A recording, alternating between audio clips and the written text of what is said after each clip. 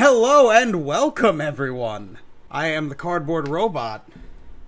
I am joined today by Fairy. Say hi. Say hi. I'm terrified. Very scared. And by Giggles. What up, what up? And we're playing a little bit more, We're gonna kill some floors. So, the new update for Killing Floor is out. Interstellar's Insanity. There's some new characters to play as. There's a new map. There's new weapon DLC out. So it's a fucking exciting day. I'm easily frightened. I'm also terrified of clowns. I don't know if I ever told you the story of why I'm terrified of clowns. I don't think you have. Okay, so the one time my mom decided to hire entertainment for a birthday party was a clown. Okay. I was fine with clowns before this birthday party, and then I was traumatized. Oh my god. So, me and my brother share a birthday. We were born on the same day, 2 years apart. So we always had, our childhood birthday parties together, because that's easy for my parents. Side note, I think it's important to make note that you and your brother have the exact same birthday, which is roughly 9 months from your parents' anniversary. Yeah, I'm the reason that my parents don't have sex on their anniversary anymore. Sorry. I thought that was just marriage being marriage after a while. Fair.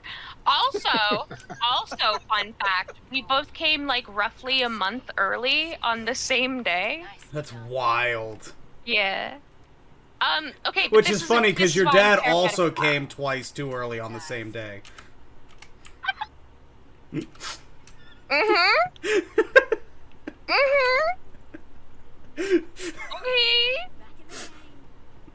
Okay, but so they hired a clown. Okay. Right.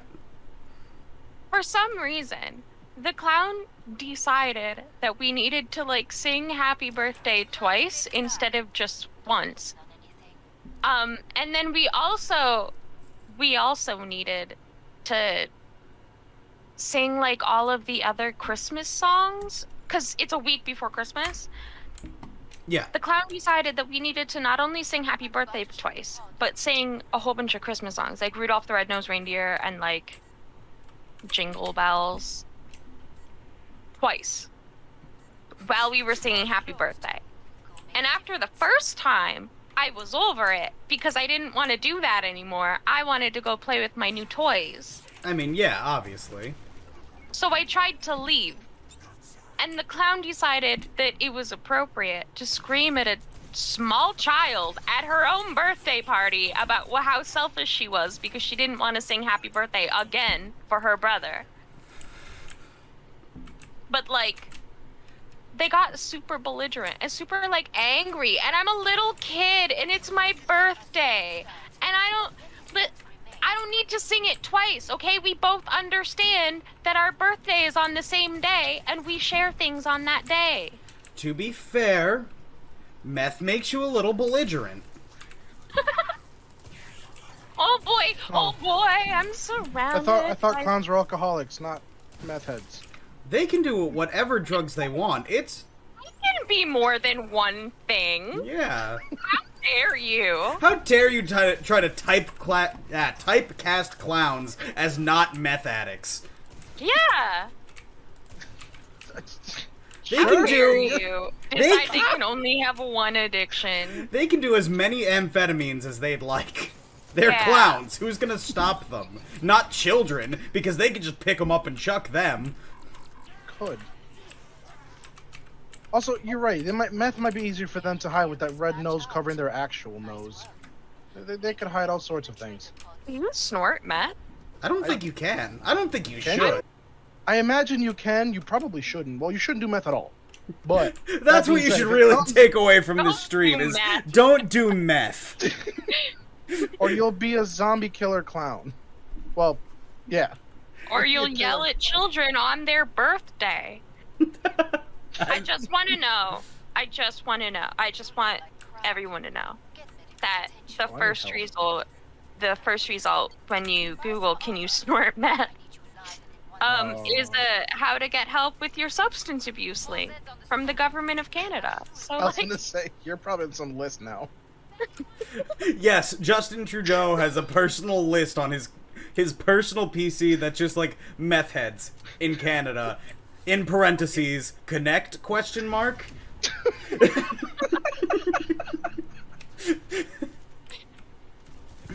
I'm not saying that Justin Trudeau does meth, but I am saying that if he did, he would snort it.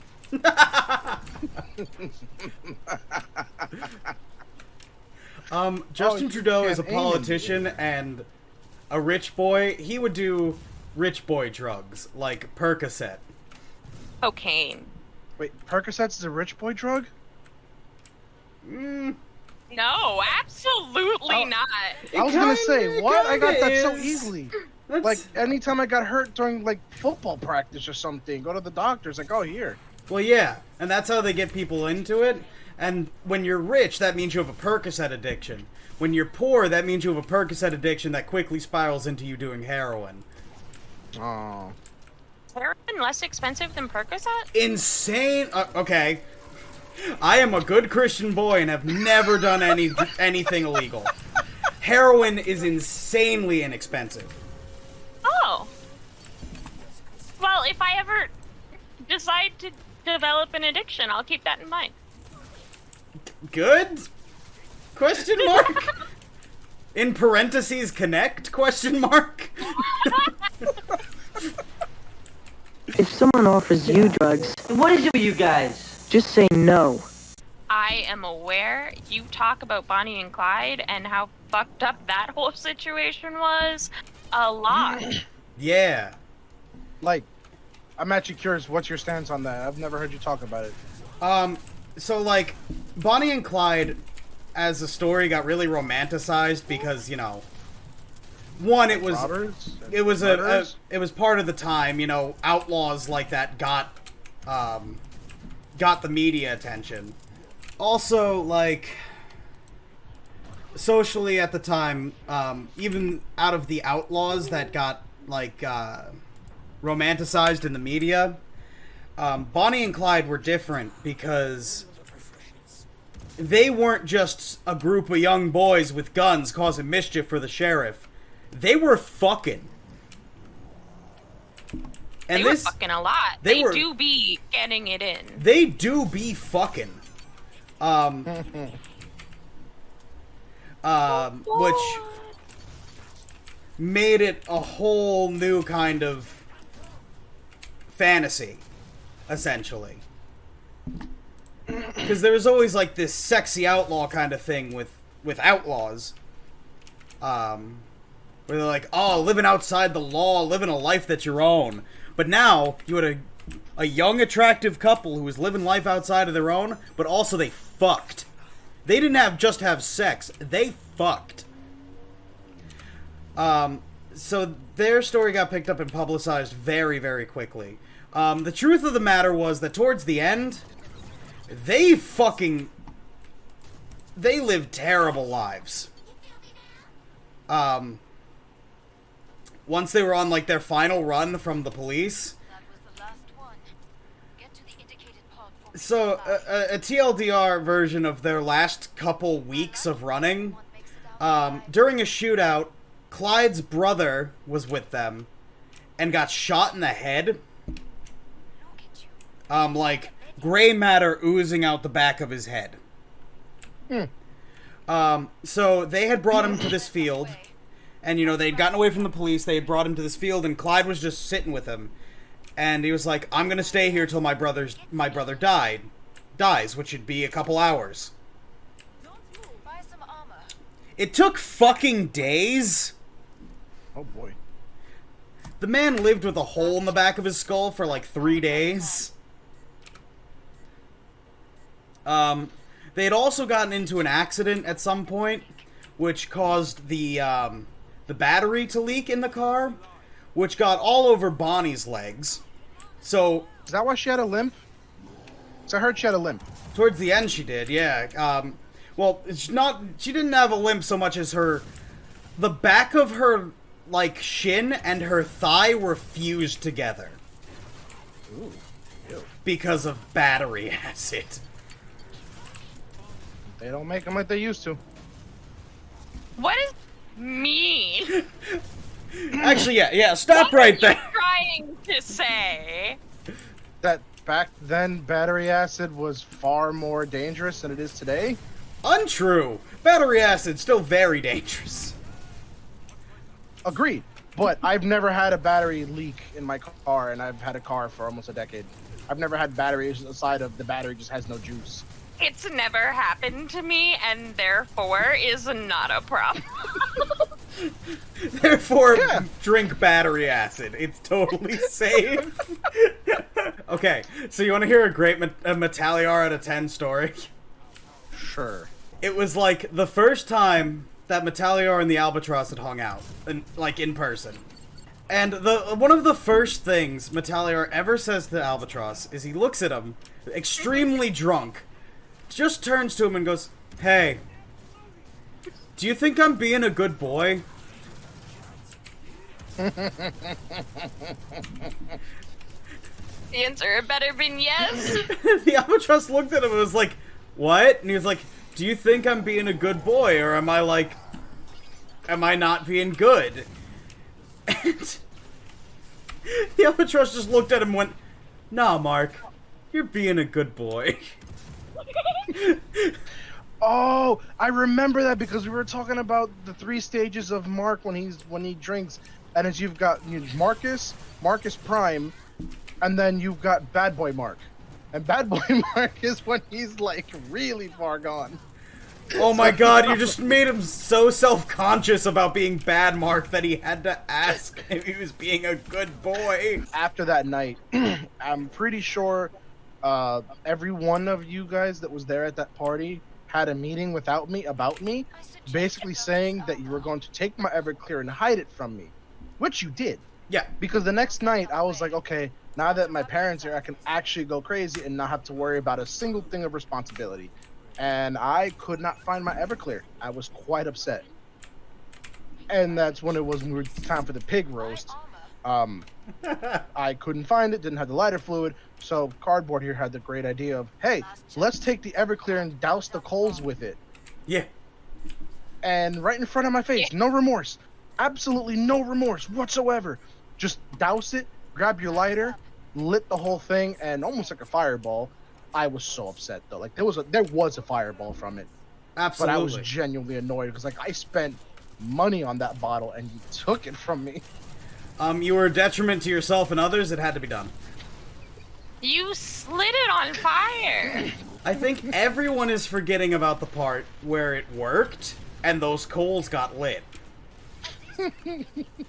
I'm a fucking hero.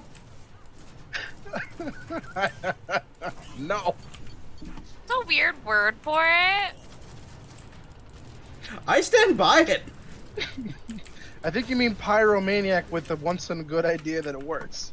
You know, one of the good idea, bad ideas type of thing from old school Animaniacs. Listen, nothing that I've lit on fire has ever killed me. I just want that to be clear.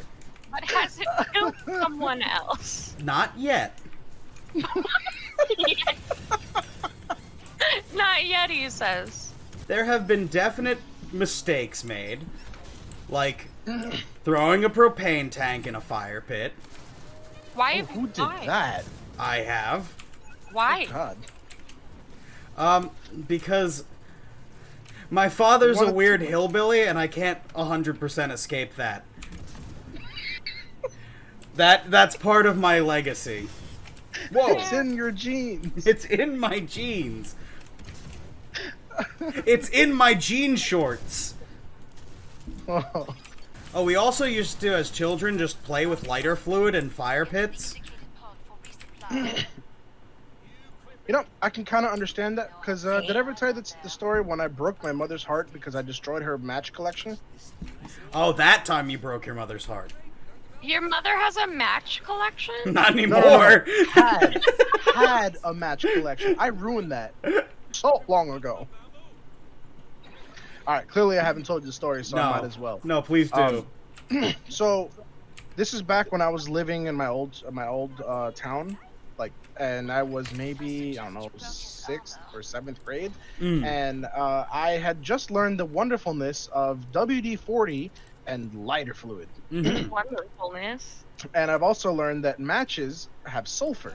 I was told somewhere along the lines that sulfur, lighter fluid, and particularly WD-40, when put together, make an impeccable explosion. It's true. So I was like, where can I find matches? Now, throughout my entire life, I mean, since I was like 5 years old, I've been in doing a sport called judo. And my family and I was, quite competitive. We traveled all around the country, and even to Canada a few times for tournaments, as kind of a collection. So it's kind of a memory of where we've been, where we're going. My mom would get, restaurants, hotels, wherever we would go. If they had matches as kind of like a advertisement for their business, she would grab it. Your mother is so fucking cute, by the way. Your mom. She did that. And this was a collection that she's had since I was 5. When I burned it, I was like 13. So oh my god. Yeah. So she had an entire fishbowl, not a small one, a big fishbowl that you would have at like one of those like really, really like old school like 1980s parties kind of fishbowl size things, full of matches. And I decided to burn them all. But see, not in just some random way, like I get one match, throw it in the thing. No. See, I thought it'd be creative to, get a couple matches, write my name in matches, douse them with WD-40, lighter fluid, light them up, and from my deck, I could see my name in fire. And we did stupid things like that. We draw little things, or like make little shapes with the matches, light them up, and look at it from up top. Or, we thought, what if we got one of those like little old school like lighters, WD-40, and make like a little flamethrower to light up all the matches? So we did things like that. Not realizing that I was literally burning one of my mother's favorite things, which was her collection of matches. And we filled up about, I would say, a quarter to a third of a trash can full of burnt out matches. That's when she found out. She came home from work and saw that I had destroyed her collection. Heartbreaking. Yeah, I had never seen her so disappointed in my life ever again since that moment. Like, I could tell I just broke her heart. And I was like, what do you do at that point? I already destroyed your collection. I can't go back to the places and get it. Okay, but can we talk about what Chico just said? Also, Chico, welcome to the stream, buddy. There are an infinite number of parallel universes, so there are probably universes where the guy is a match and burned his match mom's human collection when she was at match work. You okay, buddy? Yes. Yes. I agree. It's true. You can't deny it. Did I commit matricide when I was a kid? Like, oh man. Well, that's the end of the stream. What else do we need here? This is the mountaintop. We can't. That's it. I know some people that are all neck. His name was Fuckface. Hey, baby, what that neck do? What that neck I'm do? sorry, he didn't have a neck. Oh no. It was just chin and then just chest. No neck. I realized nobody would get that unless you knew who I'm talking about. That's. I forget that man. That man exists. We were very briefly, when we were in college, friends with this kid who was the worst.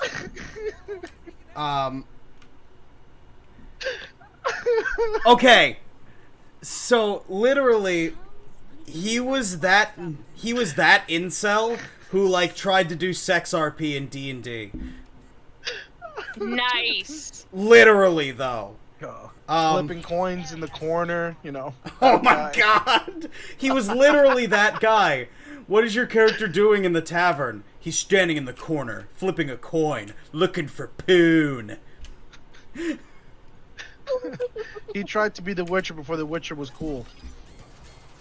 Okay, first of all, motherfucker. Rude. What do you mean he tried to be the Witcher? Well, if you knew his character. But What does that no, have to do with standing in the corner looking for Poon? the whole I can't toss a believe I coin. just said Poon unironically. If I do nothing else I'm today. ashamed of me. Actually, we should wait for Thor to be on stream before we tell this story, because he was the DM for that game, and I'm sure he has quite a lot to say about it. Before Thor comes on, the part that I brought up before, I still have. So believe it or not, I still have the original text message that he sent to Mike, and I don't even know Blaze. I'm just gonna call him Blaze because I'm not gonna use his actual nickname. That's just inappropriate.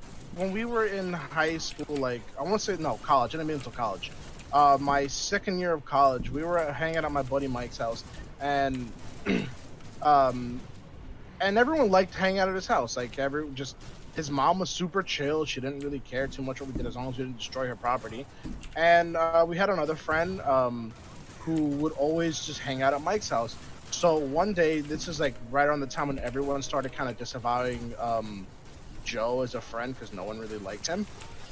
He sent Mike a text message that would be fuckface. That would be the guy we're talking about. Yeah. The incel. He sent him a text message like, I hope you know that he's only just using you for a place to hang out and a place to drink alcohol. He doesn't really like you. He's not really your friend. So we're sitting at another friend of mine's house, and we get and I was like reading the text message out loud. How should we respond? So we ended up saying to him, "Oh, I can only wish that can be like you when I grow up. If I'm ever half the man that you are, I'll be considered a success. When I see you in the streets, you make me wetter than a goldfish." Wow, what a text message. We sent that to him, and of course he gets all upset. Oh, you really gonna start talking trash to me now and I'm trying to help you? Careful, you don't want to tread these waters because I'll drown you. It's the exact words that he said. For years, but we you used make that as better than a goldfish is my favorite thing anyone has ever said. Hold on, I'm trying to get Thor in here. So, I was running 3.5 at the time, and I had 2 players. And this particular player did some really bizarre, cringy things within a matter of like the first session, and he seemed particularly interested in his one barmaid, and he was pretty persistent on like interacting with her, and I was like, all right, I'll just RP it out. And then like eventually it boiled down to the point that he wanted to have sexual relations with her, and he just rolled the old for 5e persuasion. It might have been like diplomacy or whoever 3.5 had, and I believe that was like the first nat 20 of the campaign. What a waste. Yeah, wow. It did create a legacy though. So he got the nat 20, and for those who are not familiar with what a nat 20 is, or even let alone Dungeons and Dragons, you roll a 20-sided dice, numbered 1 through 20, and if you land the big 2-0, it usually means you succeed. If not, you succeed critically. So that's something you always want to strive for when you're playing, and he did it. He rolled this natural 20, and I said, all right, dude, like, she's romantically interested, and I said, all right, like, at this point, like, I did, like, maybe, like, an atmospheric, like, oh, like, this was, like, the temperature, and this was, like, oh, it was at this time of night, and, like, fade to black, because it entered an area where I was like, okay, like, that's where you close it off, and he was just like, yeah, and then, like, what happened? And I'm like, dude, it's fade to black, like, use your imagination. No, but, like, dude, what happened? And then like, it just... Tell me what her boobs look like. it was Honestly, yeah. though. But wait. Before you continue this story, I want to point out this comment. How do you succeed in betting a barmaid critically? Like, does your nut critically hit her and she gets preggo? She marries you? She has twins? Birdman, I want you to tell Chico exactly what happens when you critically seduce a barmaid. Giggity. And then what happened to Joe next? Well, after he put me in a very uncomfortable position, and I adamantly told him, like... At first I thought it really was like a joke at first. He was like pulling my leg, and it was a chuckle, and then it dipped into the point it got seemingly awkward, and me and the other player and I looked at each other like, this is weird. And then after, like, he got persistent, I was like, if you ask me again, I'm gonna have to penalize you, because this is far beyond the point where I know you're not doing this to rub me the wrong way or get a yuck or a chuck. You're actually, like, bent on this in, like, all the wrong ways. He got neither a yuck or a chuck. If you were trying to make fun of me, it's fine. But now that you actually want me to RP sex with you, it's not fine. So you punished him and king shamed him at the same time. Yes. And then at this point, he contracted a STD. Heck yeah. Not just any STD. Oh, the STD manifested because this is a world of magic and sordid fantasy. It manifested a conscience of his own. There is a legitimate name for this, but off table in the meta, we called it demon herpes. Upon which then player, character, whatever, chose to not take care of it. And because it was chosen to not take care of it, it got worse and worse and worse. And it actually ended up killing him. Yeah, it did. That's just syphilis, man. I need, real quick, to read this comment in chat. Mm-hmm. My favorite game is consent. Only RP critical sex with your homies if they are also down. You know what? Hell yeah, brother. Hell yeah. What are you doing tonight? Oh, I'm having a boys' night. Me and my boys are just gonna sit around a table, roll dice, have fake sex, you know.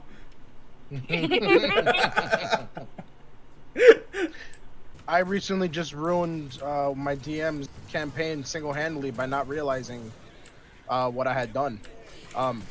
So he had planned that we had to cross this bridge, and kind of like a pay the toll sort of thing, except at the beginning of the bridge was a couple of black-scaled kobolds, which happened to be following a young black dragon. And it was like, pay the toll, you can go through. I'm playing a druid, and I don't like being extorted. So I was like, I'm not about to pay you money so I can pass the bridge. So I decided, we You had craft your own bridge? no. So Oh. what I ended up doing was one of those things where, like, if I can't cross this bridge, no one can cross this bridge, and you're not getting any money. So fuck you. So we had a satchel full of explosives on us because our initial plan was to siege like a tower sort of thing, and I decided to turn into a giant spider, climb underneath the bridge, literally like web the explosives to the bridge and blow it up, which I did. So, Okay, but real quick. Chico just wrote in chat. You see, this DM had a big match collection.